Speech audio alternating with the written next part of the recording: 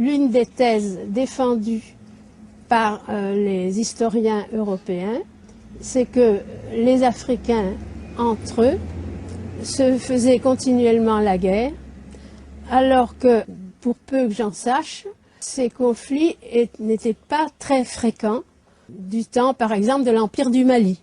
On peut même dire que l'historien français qui s'appelle Raymond Mony avait même parlé de la Pax Maliana.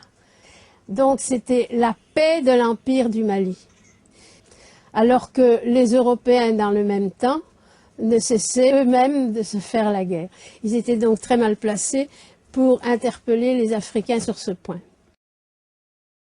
Bien avant la Convention des droits de l'homme et du citoyen et le Bill of Rights anglais de 1689, il y a eu des contrats sociaux en Afrique.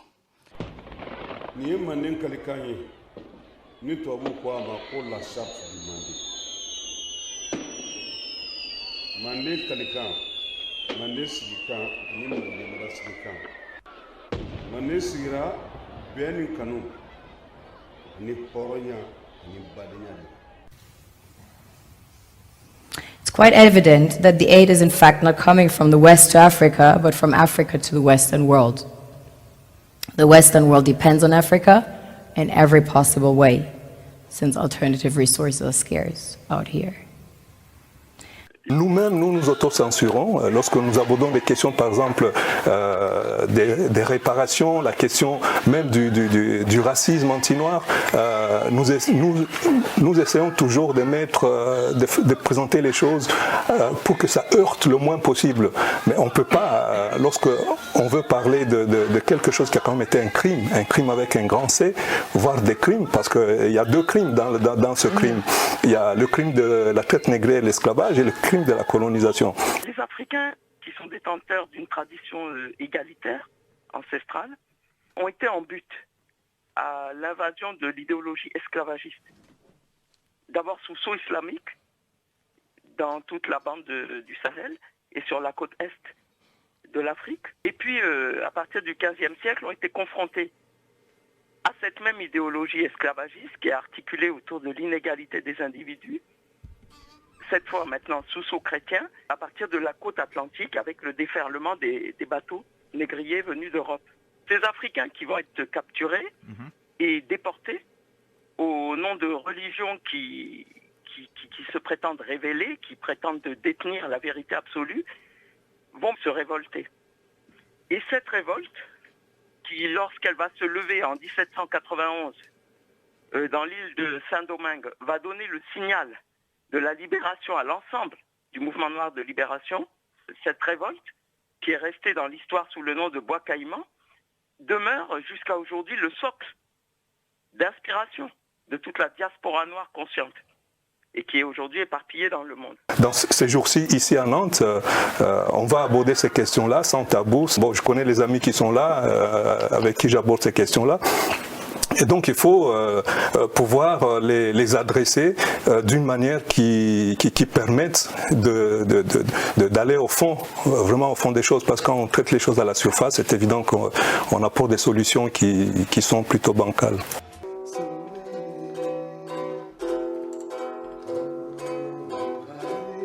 La parole leur viendra du ciel, des étoiles, du soleil, de la terre, du fin fond des mers, de la forêt, des montagnes, des ghettos, de la pierre et des cimetières.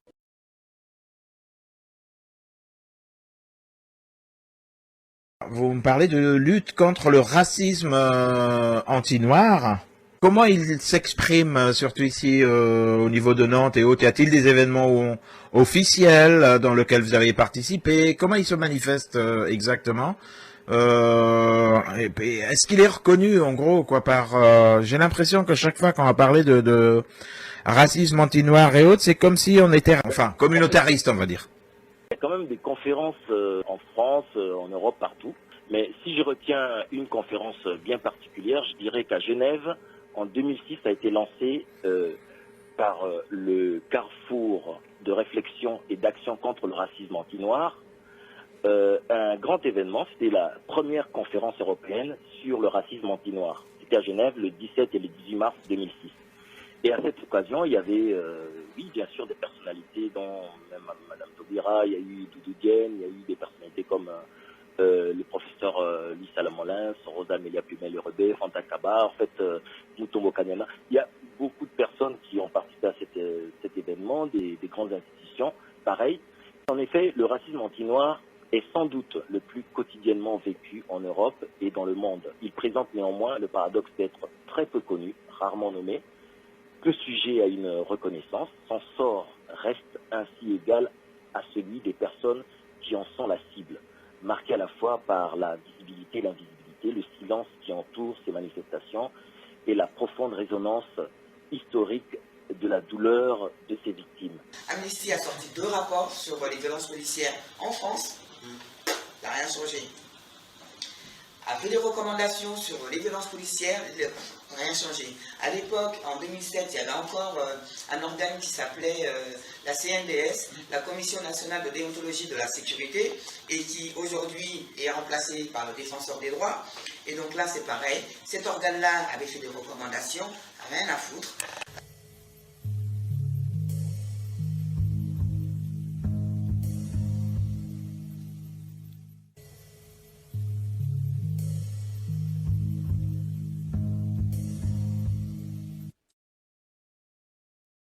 Dans le collectif qu'on a monté en 2009 qui s'appelle donc Vivolé, dedans il y a une dizaine de familles et aucune de ces familles n'a obtenu l'ouverture d'un procès. Parce qu'on est là en fait.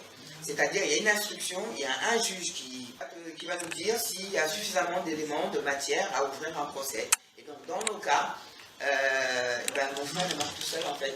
Adama Traoré est mort tout seul aussi. Aboubakari Tandia est mort tout seul. Tina Seba est morte toute seule aussi. Baba Traoré, c'est la même chose. Et je peux continuer toute la soirée à vous lister les noms. Aucune n'a obtenu justice.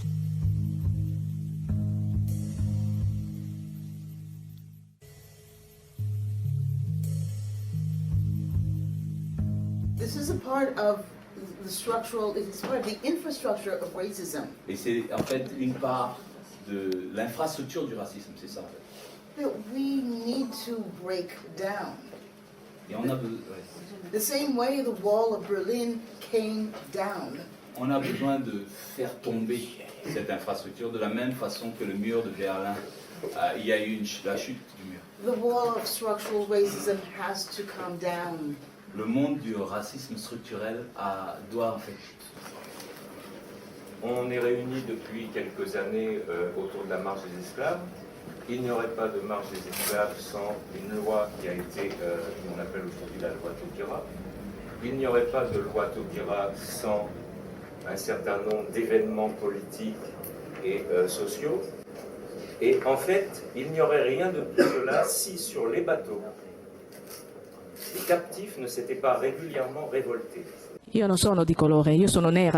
Je ne suis pas une femme de couleur, je suis noire. C'est important de le dire et je le répète avec fierté.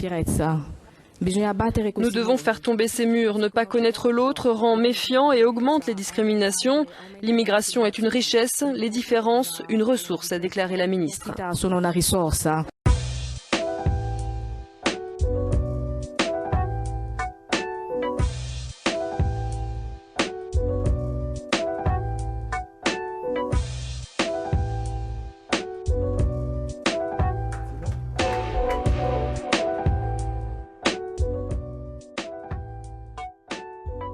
C'est notre devoir de mémoire.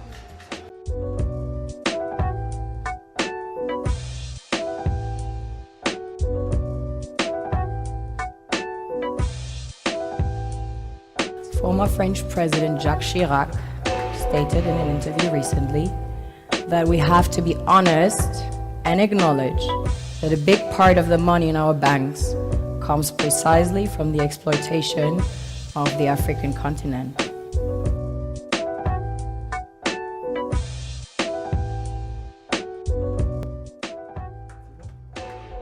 Il arrive que ceux qui ont été et qui sont les héritiers des anciens bourreaux, ou si vous préférez des anciens esclavagistes, ils sont quelque part convaincus que ce que leurs ancêtres ont fait n'était pas aussi mauvais que ça.